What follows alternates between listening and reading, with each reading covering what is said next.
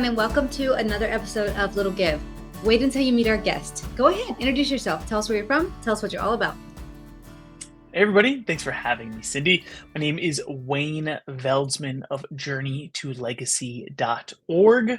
I am fortunate enough to have been an entrepreneur now for the last about decade, focused on everything from digital marketing and helping nonprofits to grow, to today focused more around communications and emotional intelligence, which impacts almost every facet of our personal and professional lives. And so super excited to be here, especially, talking some about nonprofits, which is the primary audience that I serve. Thank you so much for being on today. Tell us about emotional intelligence. That's, I hear that all the time, emotional intelligence. Can you break it down for our audience and kind of explain to them why it's so important? Absolutely. So when I say emotional intelligence, I think the easiest basis of it is empathy.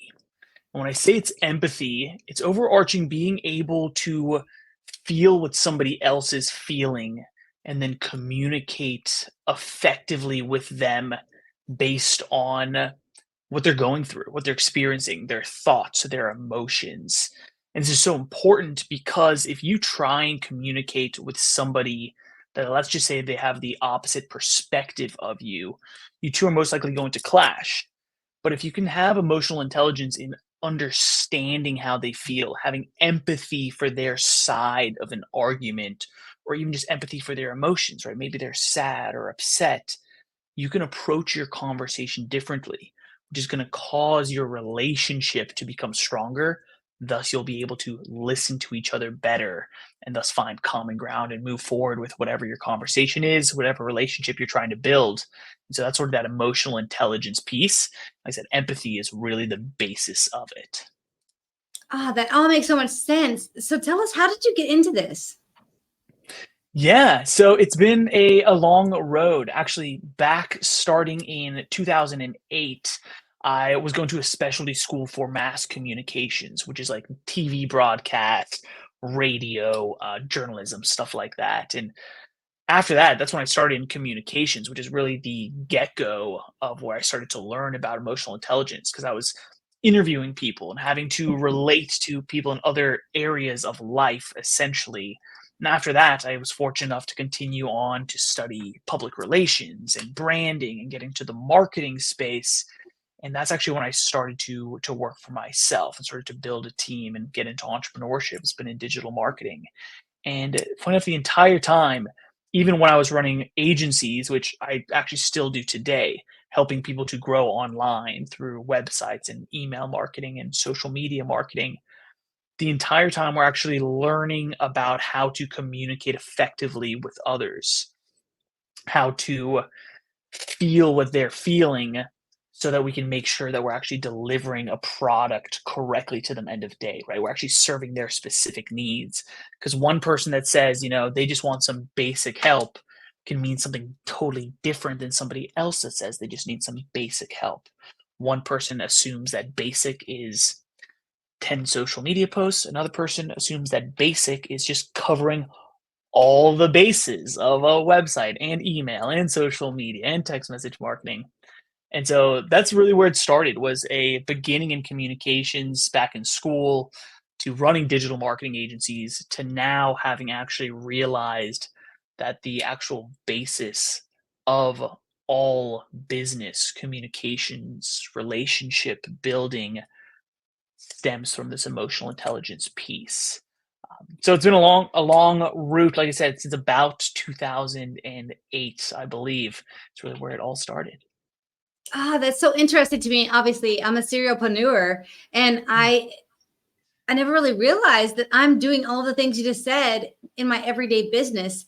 It's interesting to me that you kind of picked up on this and like realized this is a component that's needed. Have you seen that a lot of businesses kind of skip this step? Yeah, not even as much businesses as individuals. Like Cindy, something that maybe you're doing it on purpose because you're a very trained professional. Maybe you're not because you are just an empathetic and caring and giving person. But based off of what I said, you just responded by almost repeating it back to me, almost relaying that you heard me, you understood, and then you asked a little bit deeper. And that's that piece that a lot of people are missing. And so think about this in your own life, whether it can be in your personal life, in your personal relationships, or in business as well, right? If you are having a discussion and somebody tells you a point, right? Whatever the conversation is about. And then all of a sudden, the moment that they stop talking, you now start sharing like, oh, but what about X, Y, and Z, this, that, the other. You're missing a big piece of actually connecting. So I've been running the Journey to Legacy podcast now for about 4 years, where we're reaching our 100th episode, which is super exciting. And in this, I'm getting to connect with business owners a lot like how you're connecting here with me today, Cindy. And the biggest piece is we're talking about communication. And we're talking about how you have to relate to other people, whether it's your staff, whether it's just your family members, your friends, or whether it's with potential customers and clients. And people don't realize, people are missing truly the piece of the puzzle of, I need to emotionally connect with people, and it's going to further our relationship, right? Whether it's personal or professional. Oh my goodness. I could not agree more. I think it's so important. Can you give the audience some more tips on like how they can actually dive into this? Because again, we can all run businesses, but we can run them more effectively if we run them with emotional intelligence and everything that we do. So please give some tips on that if you don't mind. Absolutely. So more tips on how everybody can be better communicators, how they can have better emotional intelligence. No, I want to keep it as simple as possible and as actionable as possible. And so I was having a discussion with a client a couple of days ago, basically on this exact subject. And I shared a scientific fact with him. I don't remember where I learned it, but it's the truth that the time it takes from when you actually hear something to being processed through your ears, through your brain, to when you actually understand it, takes about 2 or 3 seconds. And thus, if you are already responding the instant that somebody has finished talking, you actually didn't fully hear the last words that are coming out of their mouth. You know, we're pretty great about a lot of the times accurately making the assumption of how somebody's going to end their sentence or what they're talking about. But if you can now actively know this fact, right? 2 seconds until I actually process information, and you're having a discussion with somebody that you truly want to connect with, wait until they have finished speaking. Let there be a pause. Digest what they said. Make sure you actually heard them. And then repeat back to them in your own words what they said and ask like, did I get that correct? Am I hearing you correctly? This is such an easy tip, an easy thing to do, but the amount of impact that it has is exponential, because what's going to happen on a psychological basis is the person that you're communicating with is all of a sudden going to feel so heard, and they're going to feel cared for. That like, wow, you actually, you're listening. Whoa, you weren't just waiting to like start talking. You're truly listening. And not just that, you're asking me back another question to make sure like that you actually understood what I said. And 9 times out of 10, like they're going to be like, oh, I meant XYZ. I must have said it incorrectly. Thank you for asking deeper. It's a really simple thing, but it can be really, really powerful. Hi, my name is Justin Clark, and I'm the president of the board of directors for Driving Single Parents, a 501c3 nonprofit serving the citizens of San Antonio and Bexar County, Texas. I'm here today to tell you a little bit about the great work that our organization is doing for the citizens of San Antonio. What you're about to see is just a few photos and videos of the way that we're changing lives for single parents in and around San Antonio, Texas. Our first giveaway took place in April of 2017, just 1 short month after the formation of our organization. John, a Bexar County resident, was the victim of a horrible drunk driver incident. He and his daughter survived the crash, and we were so proud to give our first car to this deserving family. Fast forward to 2020, a very difficult year for nonprofits. We were able to secure 4 vehicles for single parents in need. Our organization, including our board of directors, list of partners, and portfolio of people we've been able to help in San Antonio, continues to grow, and it's all thanks to donors and local community organizations that have helped us along the way. This giveaway took place in 2021 and shows that we continue to help single parents even after the struggles brought about by COVID-19.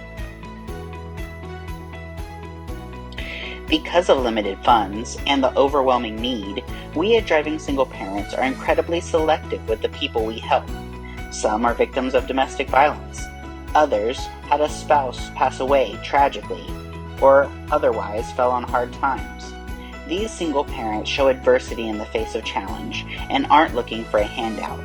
We offer a hand up and help get them back in the driver's seat.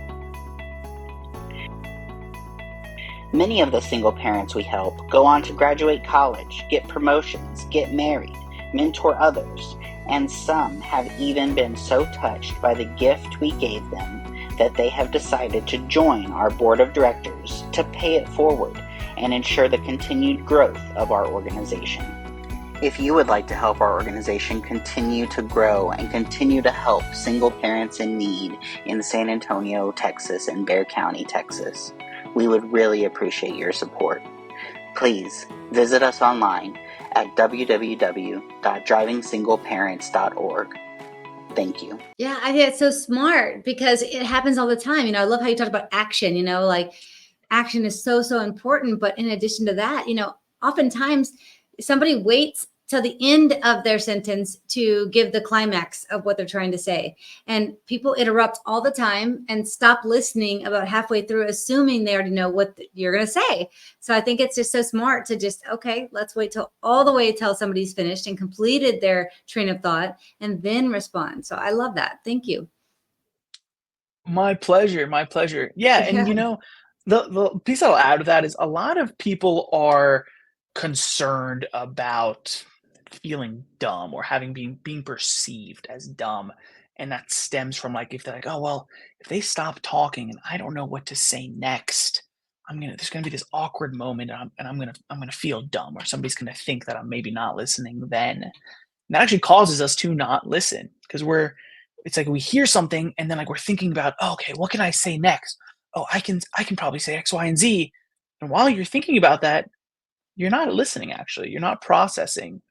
And so if you can come from the side of just curiosity, right? Of I understand now, cool. I'm genuinely curious in what this person has to say. And so I'm just going to fully make sure that I listen all the way till the end of what they said. And now because you're just genuinely curious, because your only thing you're focused on is listening, not actually speaking, you're going to be able to say something in return. And you can always just in your back pocket have the other tip I just gave of almost repeating back and saying, did I hear you correctly? And people will then just essentially just keep talking. We all love to hear ourselves talk, including myself, clearly. Well, it's just so interesting and such great tips because it's true. When you're talking to somebody, even now on this recording, I'm listening to you and I'm thinking as we're chatting, I'm hearing you, what you're saying. And I'm thinking, okay, I can say this to reply. And, I am listening to you. Thank goodness. I've mastered this ability. But at the same time, I am thinking of what am I going to say for the next question? And it's so good that you say, okay, wait a second, just pause for a minute and then take in what they're saying and then repeat it back and then reply organically. I love that. That's really, really, really important. So I have a really good one for you that I need a little help with. So I'm going to actually be on the red carpet at the Emmy Awards and I'm going to interview the celebrities who have been, I'm not a public speaker. I hate public speaking, hate it. And I hate being on camera. But here I am. So give me some tips on how I can do that organically on the red carpet with the Emmy winner or Emmy nominees and do that effectively. Wow. Being on the red carpet. Well, let me start with a question or how exciting, Cindy. First off, right? A couple things that I'm hearing here. You're going to be interviewing celebrities on the red carpet. That's amazing. And you also mentioned, right, you're going to be in camera, which you hate doing. And here you are right now. So I guess I kind of have a two-part question for you, if you don't mind. One, how did this opportunity present itself to you? And then two, how are you motivating yourself to actually do this if you don't like being on camera? Well, one, the opportunity came to me because I was asked, hey, is this something that you would be willing to do? And I'm like, I made a commitment to myself to say yes, which is how I ended up with this TV show and all these public speaking things that I do, which again is not my wheelhouse. And the second answer is that why am I motivated to do it? It's because we can do anything we put our minds to, and so if I put my mind to it, I can make it work. I know I can. Amazing, right? So somebody asked you to do it. Did they find you from this show, or I'm guessing from other business maybe? Yeah, it's part of this show. Mm-hmm. Wonderful. Somebody asked you, you had made a commitment to yourself to say yes to more things, right? And now you're just motivating yourself to take action to keep moving forward, which is great. And so now your question for me was, you're going to be on the red carpet. What are some tips? What should you be doing, right? How to ask questions. Mm-hmm. And so based on what I've said previously, and maybe a little bit of an example that I just gave, is that genuine curiosity. Right, Cindy, you told me something so interesting just now, right? And like, I'm excited to be here. So I'm like, seriously, I'm like, well, wow, I would love to someday be able to interview people on the red carpet. How did she get this opportunity? Okay, cool. Somebody asked her, but who was it that asked her? Okay, it's based off of this show.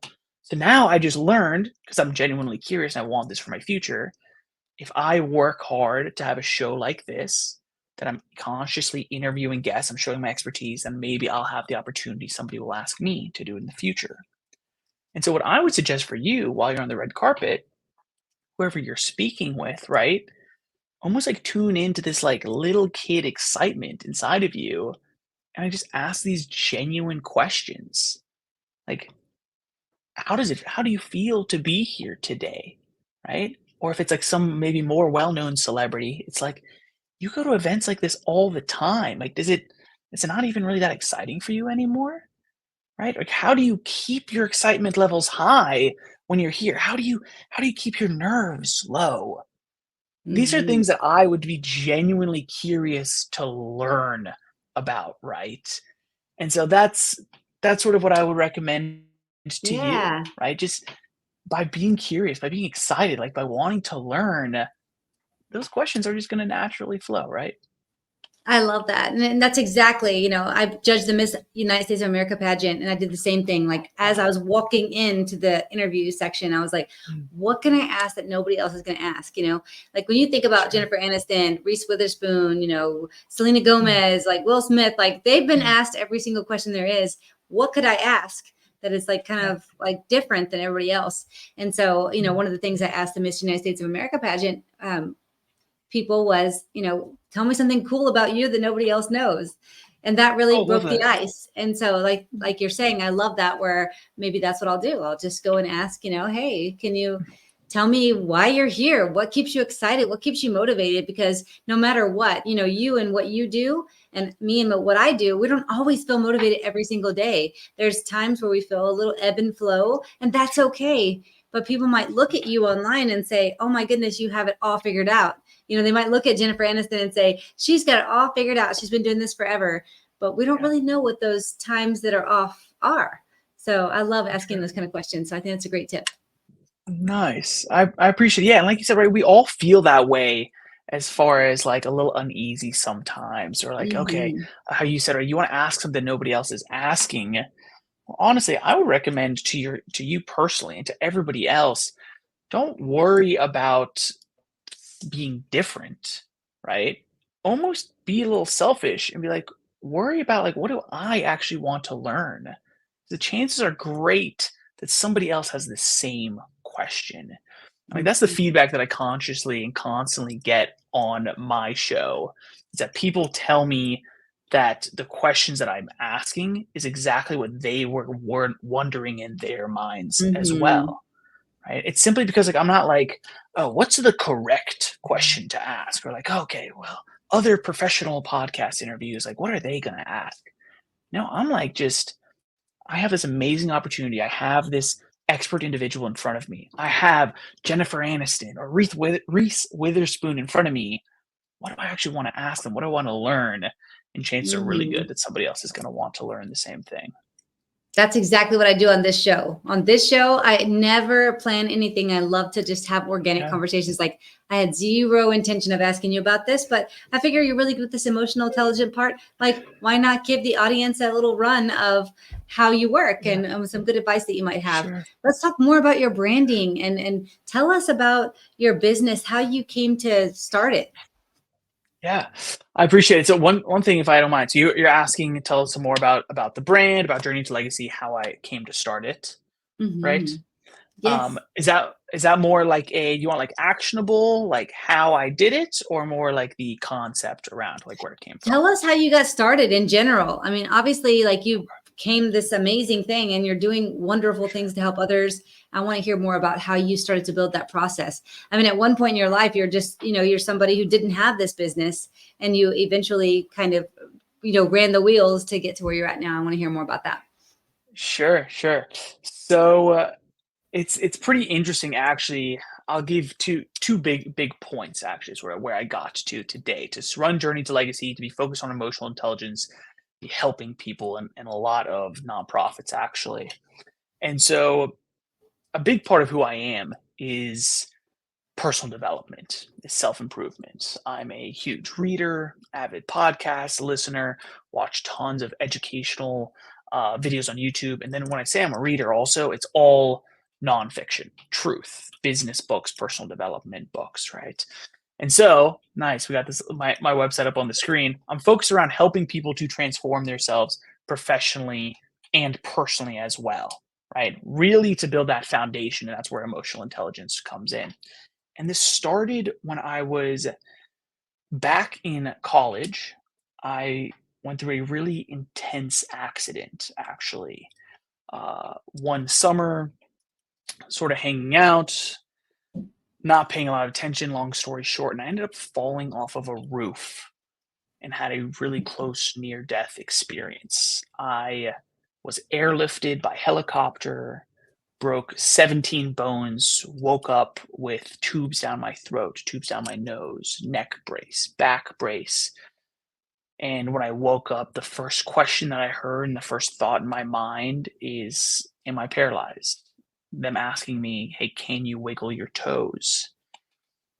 And I'm so blessed and grateful that I've made a 100% recovery. But since then, I've realized that life isn't guaranteed to us any day.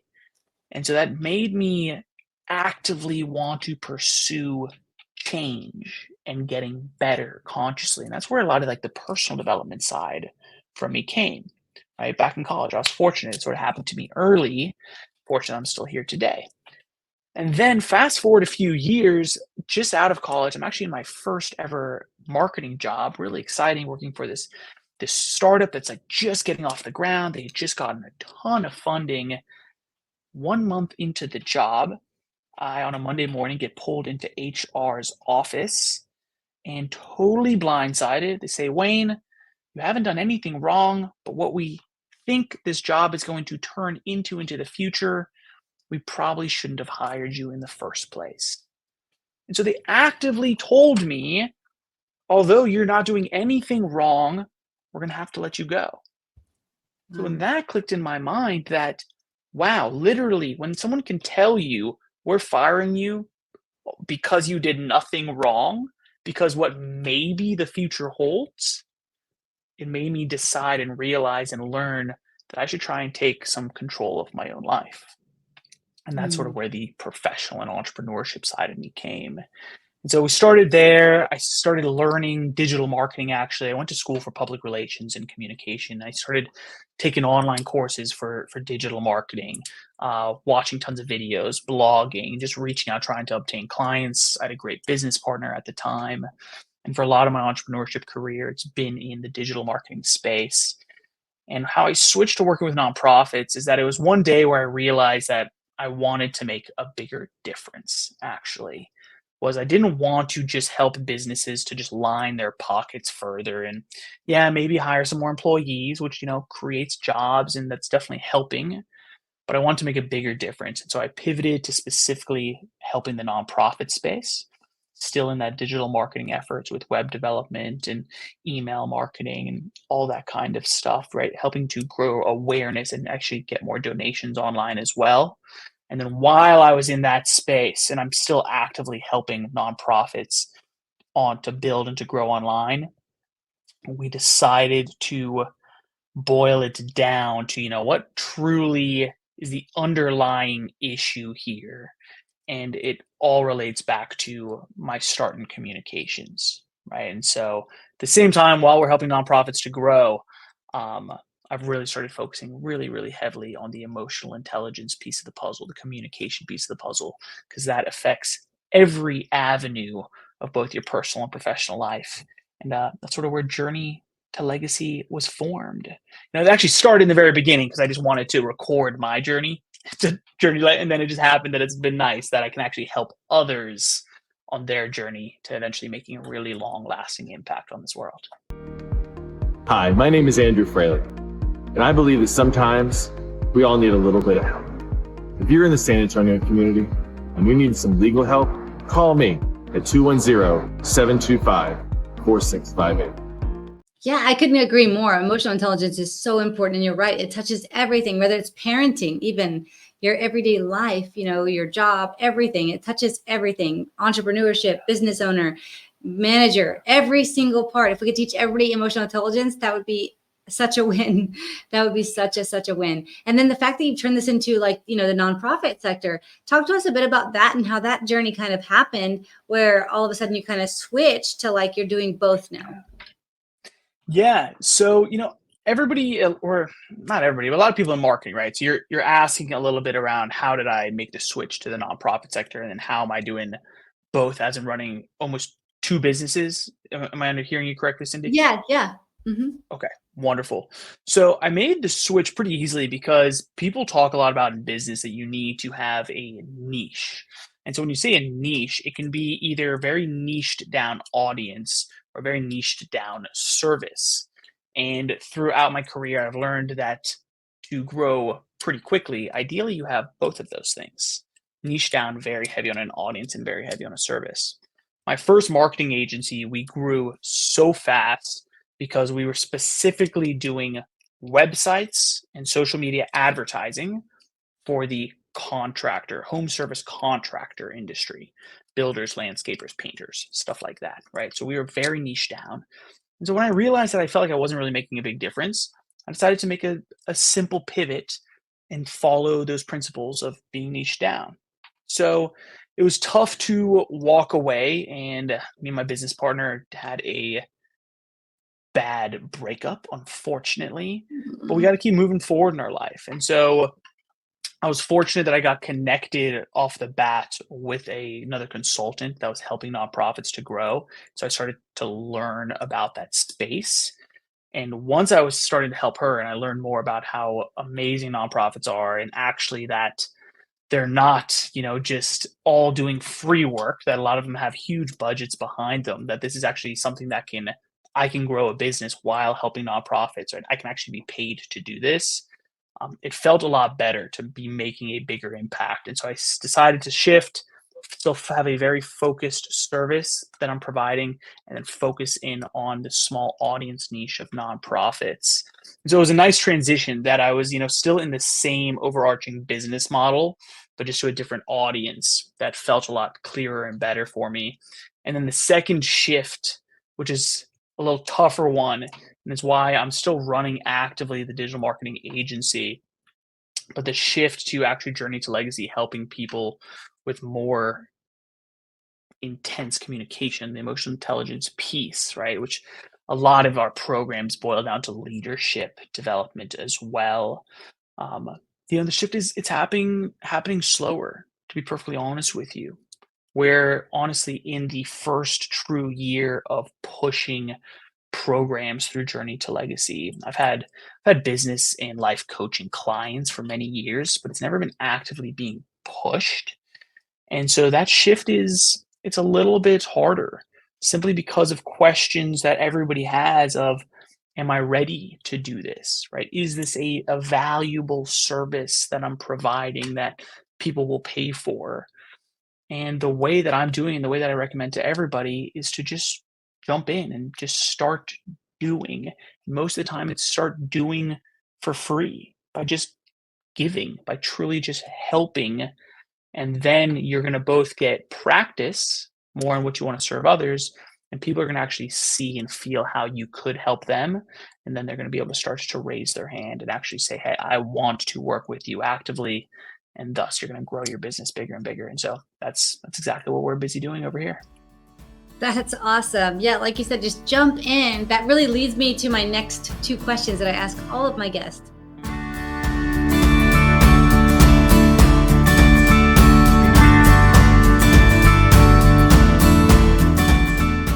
Can you give the audience an example of a little thing that they can do in their community that might just be a little give on their end, but might make a big impact on the other side? Absolutely. See, I love this piece. Little give, big impact. And so the little give that I love, that I think I hope people listening, everybody doesn't just laugh at it. It's to smile at strangers. It's to make eye contact and smile at a stranger, whether it's in a car, on the street, as you're walking, whatever it is, right? And it's just a brief second in passing. But what this is going to do for people, it's amazing. What it's going to do for people, what it's going to do for yourself actually as well, is that it's going to change your emotions to a more positive outlook on life.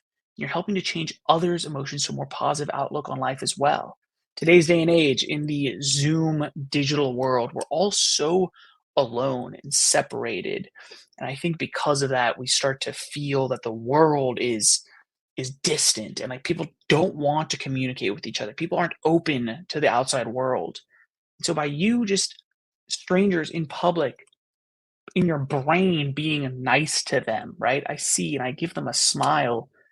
You're changing their outlook and perspective on life. Little do you know, right? They could even be going through something really difficult. By just offering a smile to a stranger, you're going to honestly make their day. They're going to go through the rest of their day feeling completely different. The way that they were about to go approach their next meeting or how they get home and start to speak to their family is going to be completely different. And so it's a really small thing that can actually have a really big impact.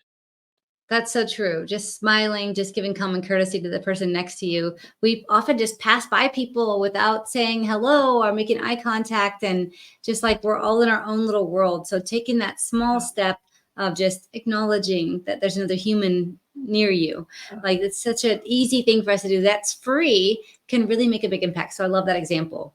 Can you give the audience an example of a time in your life where maybe somebody did something little for you that might have been, a little give on their end, but really made an impact on you and in your life? Absolutely. Absolutely. So an example of somebody in my life that gave a little bit and made a huge impact. In college, I decided that, I realized that I was actually going to have to graduate early. I didn't want to leave my friends in the community that I had built. So I decided that I was going to take a semester off and go somewhat study abroad, but more basically just go work in my field of study was the idea. I'm originally from South Africa, and I actually now live half the year in South Africa, half the year in the US. And so back in college, I had this idea, and I knew like, well, we're actually going on a trip for a wedding in South Africa. And so maybe I can try and find a job there. And so there was a family friend that I, at that point, had never really consciously met. I think he had met me when I was like a little kid. But my mom said, reach out to him. He might have connections for you. And he didn't have to help at all. I was essentially nothing to him, essentially just a stranger, the kid of a family friend. And he decided just to introduce me to somebody that had been working in an advertising agency in the center of Cape Town in South Africa. And because he decided just to introduce me, to basically through an email say, hey, this kid is studying public relations and advertising in the US. He's maybe looking, for a part-time gig here in South Africa. Do you mind if he just asks you any questions?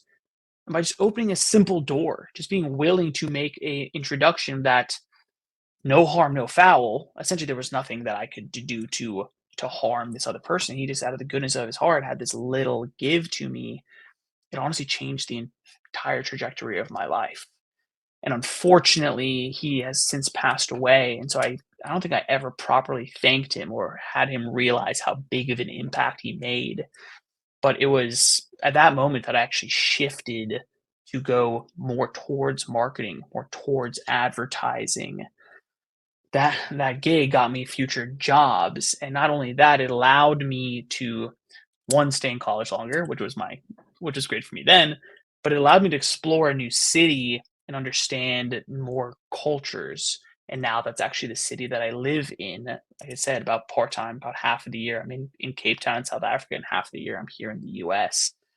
And so by just offering help, a little bit of a give, he completely changed my life and made a really, really big impact. Yeah, it's just things like that that I love to hear, because you just literally, you don't know what it is that you're doing every day that could really make an impact on somebody in their life. I mean, look at how much that impacted you.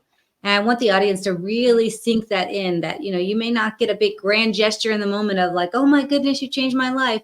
But you never know, like, look at this, like this has changed the trajectory of your life and your business. And that's such a cool thing. Yeah, it's unbelievable, right? We really don't realize that how our impacts today, our actions today, can have a ripple lasting effect into the future.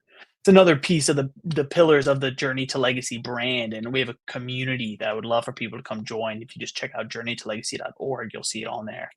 And our basis of that community is that we are working to improve ourselves, working to help to improve others, and thus the ripple effect starts to happen to helping to actually positively impact the entire world.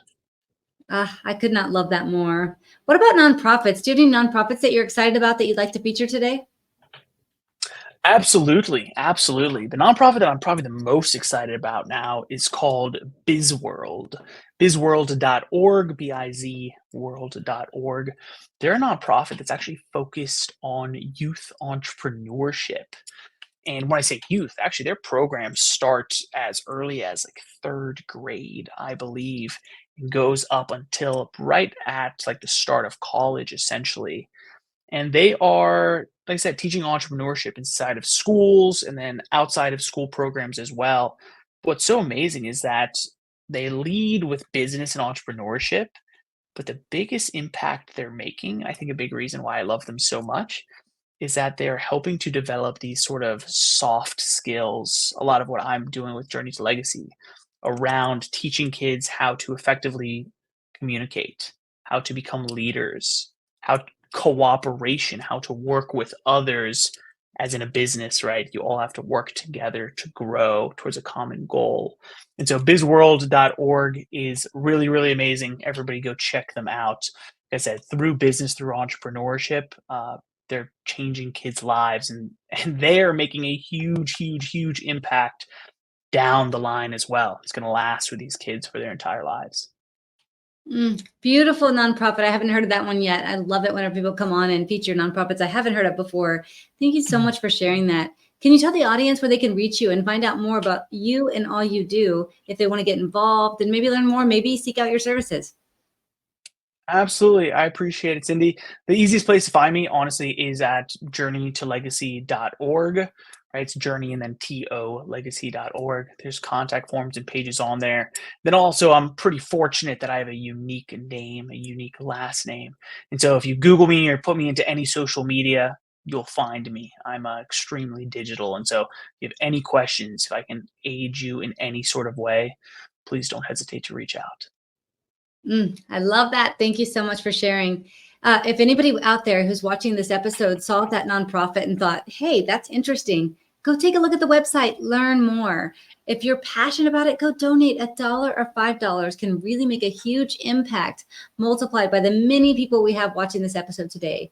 So please do go there, find out more, make your donation. Thank you so much for being on today, Wayne. I really had a great time getting to know you and all you do. And I look forward to seeing everybody who's watching next week. Thank you so much for watching this episode of Little Give. If you would like to learn more about how I highlight ordinary people doing extraordinary things to help others, or maybe you'd like to be a guest, or maybe you know a nonprofit that you would like to see featured on a future episode of Little Give, you can find all the information on our website at littlegive.com. If you'd like to get involved with our kindness clip segment, please do send in those videos. Send them via email to cindy@littlegive.com, or you can tag us on any social media under Cindy Witteman or #LittleGive. If you'd like to know more about our podcast, you can also find us on all major streaming platforms under Little Give Podcast. Please do find our Facebook group under Little Give TV show and join it. We'd love to keep you up to date with future episodes. Thank you all so much for watching, and I can't wait to highlight the next ordinary person doing extraordinary things to help others. See you next time.